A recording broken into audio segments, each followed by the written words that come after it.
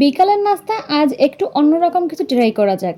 চিকেনের পুর দিয়ে তৈরি করা এই মজাদার নাস্তাটি একবার খেলে বারবার খেতে ইচ্ছা করবে। তাহলে দেরি না করে শুরু করা যাক আজকের নাস্তাটি।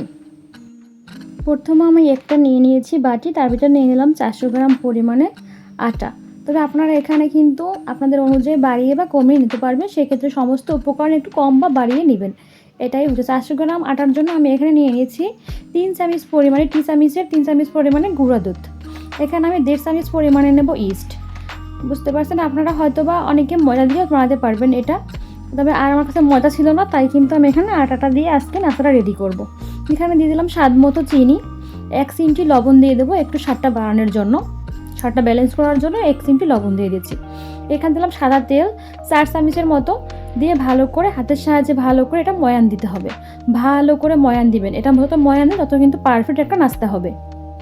আটাটা ময়ান দেওয়ার সময় একটু হাতে সময় নেবেন, দেখতেই পাবেন হাতের ভিতরে কিন্তু একটা ভালো দলা পেকে যাবে। তখন দেখবেন একটা মুঠি করে, যখন মুঠি হয়ে যাচ্ছে তারপরে চাপ দিলে ভেঙে যাচ্ছে, তখনই বুঝতে পারবেন যে হ্যাঁ এখন এটা পারফেক্ট হয়ে গেছে। আমি এখন উষ্ণ গরম পানি দিয়ে এটাকে ওটা সুন্দর একটা সফট ডো তৈরি করে নিব।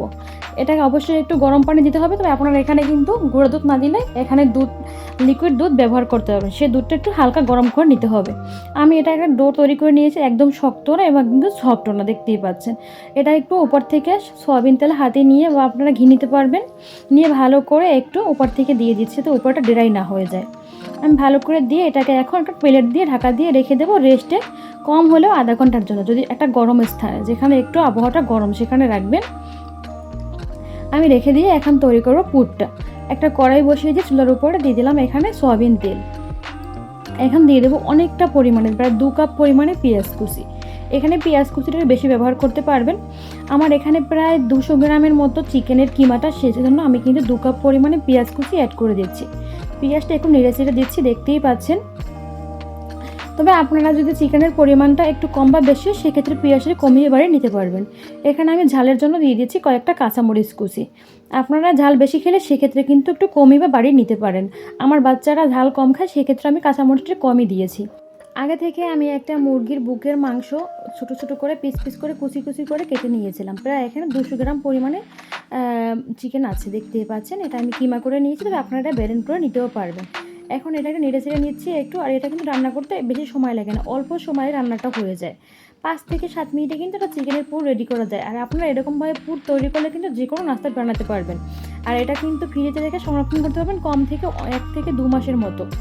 এটা আমি অনেকটা বানাই, মাঝে মাঝে রেখে দিই ফ্রিজে, বাচ্চাদের জন্য মাঝে মাঝে আমি টিফিন তৈরি করে দিই। এখানে 1 চামচ পরিমাণে আদা বাটা, 1 চামচ পরিমাণে রসুন বাটা, 1 চামচ পরিমাণে জিরা বাটা, 1 চামচ পরিমাণে ধনিয়ার গুঁড়া দিয়ে সুন্দর করে এটাকে নেড়ে চেড়ে নিচ্ছি, দেখতেই পাচ্ছেন। ভালো করে একটু নেড়ে চেড়ে নিতে হবে, তাহলে সমস্ত মশলাটা কিন্তু চিকেনের ভিতর অ্যাড হয়ে যাবে, দেখতেই পাচ্ছেন। আর চিকেনটা তো ছোটো ছোটো, সেখান থেকে কিন্তু একদম জাল হতে সিদ্ধ হতে সময় লাগবে না। আমি শুধু রাসটা কিন্তু এই পর্যায়ে রেখেছি মিডিয়াম। এখানে আমি দিয়ে দিচ্ছি 2 টেবিল পরিমাণে সয়া সস। সয়া সসটা দেওয়ার কারণে লবণটা কম লাগবে, লবণটা অবশ্যই মাথায় রাখবেন। সয়া সসে কিন্তু প্রচুর পরিমাণে লবণ থাকে, সেক্ষেত্রে কিন্তু অবশ্যই লবণটা কম দিতে হবে। আমি সয়া সসটা দিয়ে ভালো করে নেড়ে চেড়ে দিচ্ছি। এই সয়া সসেই কিন্তু এটা কিন্তু অনেকটা সেদ্ধ হয়ে আসবে, যেহেতু সয়া সসটা পানি থাকে, এর জন্য কিন্তু আর পানি ব্যবহার করা যাবে না, এটা কিন্তু এমনিতেই সেদ্ধ হয়ে যাবে। আমি আগে থেকে একটা বেটার বানিয়ে নিয়েছিলাম, কর্নফ্লাওয়ার দিয়ে কিছুটা পানি দিয়ে এটা বেটার বানিয়ে নিয়েছি। এখানে আমি কিন্তু গ্রেভির জন্য এখন কর্নফ্লাওয়ারটা দিয়ে দিচ্ছি। এটা কিন্তু একটা ঘন ঘন ভাব হবে, এখন দেখতেই পাচ্ছেন যে সাথে কিন্তু এটা ঘন হয়ে গেছে। এটা একটু আঠালো আঠালো হবে, তবে চিন্তার কিছু নয়, এটা কিন্তু এরকমভাবেই হবে দেখে আমি এটা দিয়ে দিয়েছি। এটা ভালো করে দিয়ে নেড়ে চেড়ে নিতে হবে। এখন দিয়ে দিচ্ছি এখানে আমি সসটা দেওয়ার পরে কিন্তু বেশি সময় জাল করা যাবে না, তাড়াতাড়ি উঠিয়ে নিতে হবে। দেখতেই পাচ্ছেন আমি ভালো করে এটাকে মিক্সড করে নিয়েছি, নাড়িয়ে চেড়ে চিকেনটার সাথে সসটাও আমি ম্যারিনেট করে নিলাম, দেখতেই পাচ্ছেন। এটা কিন্তু অলমোস্ট রেডি হয়ে গেছে। আমার কিন্তু আজকের নাস্তার জন্য চিকেনের পুরটা অলমোস্ট একদম পারফেক্টভাবে রেডি, দেখতেই পাচ্ছেন। আপনারা কিন্তু এরকম চিকেনের পুর দিয়ে নাস্তা বানাতে পারবেন, যে কোনো নাস্তা। আপনার বাচ্চারা অনায়াসে তৃপ্তি সহকারে খাবে, আর চিকেনের পুর হলে তো কোনো কথাই নেই। আমি যে আগে থেকে ডোটা বানিয়ে রেখেছিলাম দেখাচ্ছি, ও ডোটা কিন্তু ফুলে এখন ডাবল হয়ে গেছে। দেখতে পাচ্ছেন কতটা সফট হয়ে গেছে। আমি আবারও এটাকে একটু হাত থেকে মেখে নিচ্ছি, দেখতেই পাচ্ছেন হাতের সাহায্যে ভালো করে মেখে ছোটো ছোটো করে লিচি কেটে নেবো। এটা থেকে আমি যদি নাস্তা বানাবো সেক্ষেত্রে কিন্তু অল্প অল্প করে একটু ডো নিতে হবে। আমি একটা ডো নিয়ে নিয়েছিলাম, এখান থেকে আটা থেকে দেখতেই পাচ্ছেন লিচি কেটে এটাকে একটা রুটির শেপে বেলে নিতে হবে। একদম পাতলাও না একদম মোটাও না, একটা রুটির শেপে ভালো করে আমি বেলে নেব।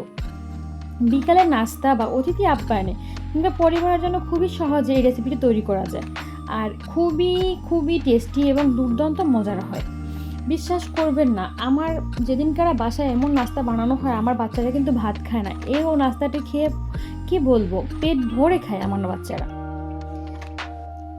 আমি কিন্তু দেখতে দেখতে একটা রুটি বেলে নিয়েছি, একদম মোটাও না একদম পাতলাও না। এখন দুইটা সাইড আমি ভাঁজ করে দিচ্ছি, ভাঁজ করে দিয়ে দেখতেই পাচ্ছেন আসলে এখানে বলে বোঝানো সম্ভব না, দেখেই বুঝে নেবেন। তারপর একটা সাইডে আমি চিকেনের পুরটা দিয়ে নিচ্ছি, দেখতেই পাচ্ছেন চিকেনের পুরটা দিয়ে ভালো করে আমি একটা ভাঁজ দিয়ে নেব। ও পাশটা ভাঁজ দিয়ে এপাশে এনে দেবো, দেখতেই পাচ্ছেন দিয়ে তারপর চারপাশটা সিল করে দিচ্ছি, আমি বন্ধ করে দিচ্ছি।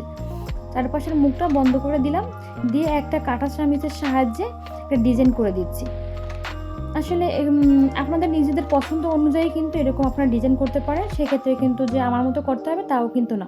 হয়তো বা আমার থেকেও আপনারা অনেকে অনেক ভালো ডিজাইন করতে পারেন আমি জানি, তবে আমার এই ডিজাইনটা ভালো লাগে, খুবই সহজে করা যায়। আমি আর একটা রুটি দিয়ে আবার আর একটা ডিজাইন তৈরি করে একই ডিজাইন তৈরি করে দেখাই দিচ্ছি আপনাদের বোঝানোর স্বার্থে। হয়তো বা অনেকে বোঝেন নাই, তার জন্য আমি আবারও একটা রুটি বানিয়ে নিয়েছি, দেখতেই পাচ্ছেন।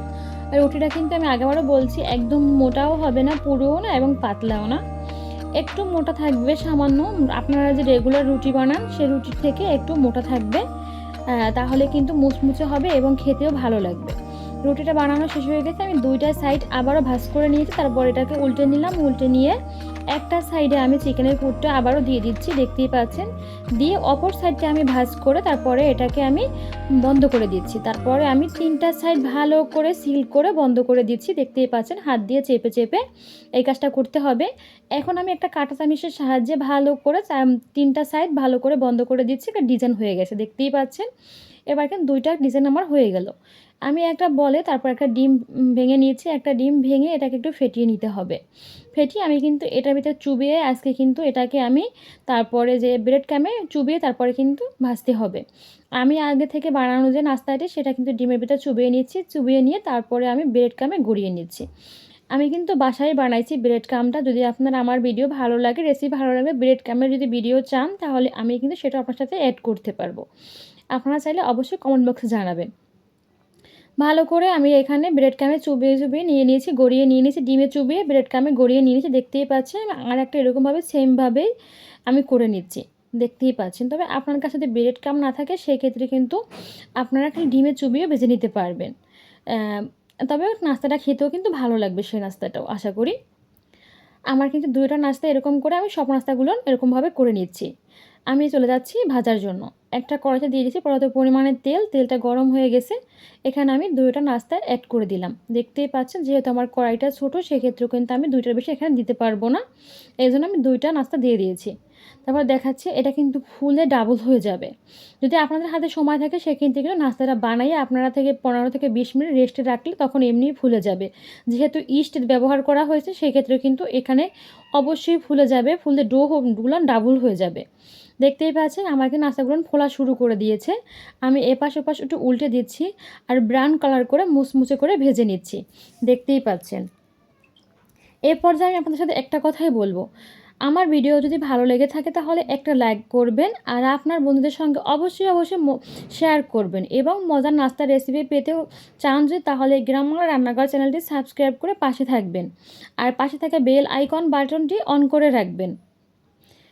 আর কেমন লাগলো আমার আজকে নাস্তা রেসিপি কমেন্ট করতে কিন্তু ভুলবেন না, অবশ্যই কমেন্ট করে জানিয়ে যাবেন।